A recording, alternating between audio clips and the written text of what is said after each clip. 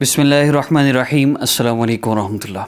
عمل کا آغاز کرنے سے پہلے یہ عرض کرتا چلوں کہ اگر آپ کو یہ یقین ہے کہ اللہ رب العزت میرا مسئلہ حل فرمانے والے ہیں اور اللہ رب العزت کے سوا اس کائنات میں کوئی نہیں جو میرا مسئلہ حل کر سکے، مجھے پریشانی سے نکال سکے، مجھے سکون دے سکے، مجھے راحت دے سکے، اگر آپ کو یہ یقین ہے کہ وہ اللہ ہی ہیں، اور یقین کیا ہے؟ یقین یہ ہے کہ ہم اللہ رب العزت سے جب مانگ رہے ہوں، ہم اللہ رب العزت سے مانگنے کے لیے جب ہاتھ اٹھائیں تو ہمیں پورا یقین ہو کہ میرے اس مانگنے سے میرا مسئلہ ضرور حل ہو جائے گا، اور میرا مسئلہ اللہ رب العزت نے حل کرنا ہے۔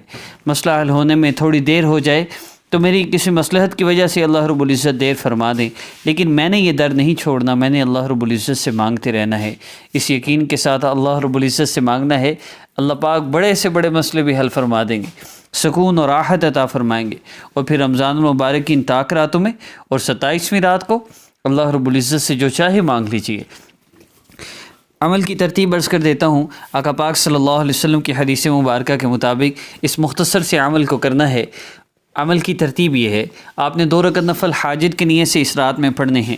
جب 2 نفل پڑھ لیجئے تو اس کے بعد آپ نے حسبنا اللہ و نعم الوکیل، حسبنا اللہ و نعم الوکیل، آپ نے اس آیت مبارکہ کو پڑھنا ہے 10 مرتبہ۔ جب آپ کی آیت مبارکہ پڑھ لیجئے تو اس کے بعد آپ نے اللہ رب العزت کے محبوب صلی اللہ علیہ وسلم پر درود پاک پڑھنا ہے، اور وہ درود پاک ہوگا 33 مرتبہ۔ 4 درود پاک سامنے لکھے ہوں، ان میں سے کوئی بھی آپ پڑھ سکتے ہیں۔ باوضو ہو کر آپ نے اس عمل کو کرنا ہے، قبلہ رو بیٹھ کے عمل مصلی پر بیٹھ کے آپ اس عمل کو کریں گے، اور اگر محسوس ایام میں ہیں تو پھر وضو تو نہیں ہے، اسی طرح نفل بھی نہیں ہے، لیکن آپ مصلی پر بیٹھ سکتے ہیں، تسبیح پکڑ سکتے ہیں، پڑھ سکتے ہیں۔ مصلی پر بیٹھ کے آپ نے اس عمل کو کرنا ہے، قبلہ رو ہو کے عمل کریں گے، آپ کو زیادہ فائدہ ہوگا۔ تو عمل کی ترتیب میں حسبنا اللہ و نعم الوکیل 10 مرتبہ، اس کے بعد 33 مرتبہ آپ نے درود پاک پڑھنا ہے، کوئی بھی درود پاک۔ اس کے بعد آپ نے جو آپ کی حاجت ہے اس کے لیے آپ نے دعا کرنی ہے۔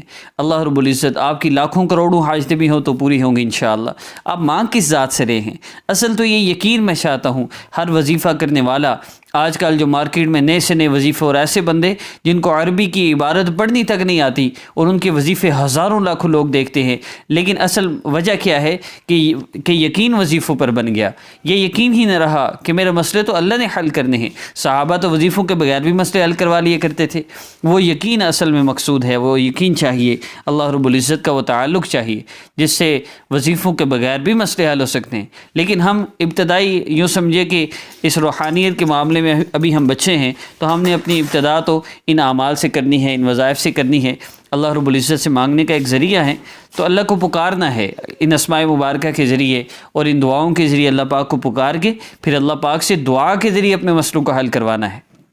اس عمل کی اجازت کے لیے ہمارے چینل کو سبسکرائب کر لیجئے، ہماری حوصلہ افزائی کے لیے ہے، اور بھی بہت سی چیزیں ہیں اگر آپ کر سکتے ہو۔ اگر آپ کو سبسکرائب کرنا آتا ہے، اگر نہیں آتا تو کوئی بات نہیں۔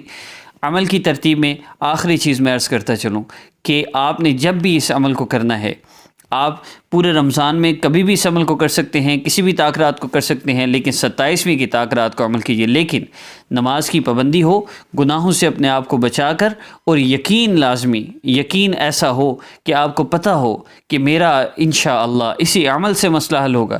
اس یقین کے ساتھ جیسا اللہ سے گمان رکھیں گے اللہ پاک ویسا فیصلہ فرماتے ہیں، تو یقین سے عمل کیجئے، انشاءاللہ آپ کا مسئلہ حل ہوگا۔ نیکسٹ ویڈیو میں ملاقات ہوگی۔ السلام علیکم ورحمۃ اللہ۔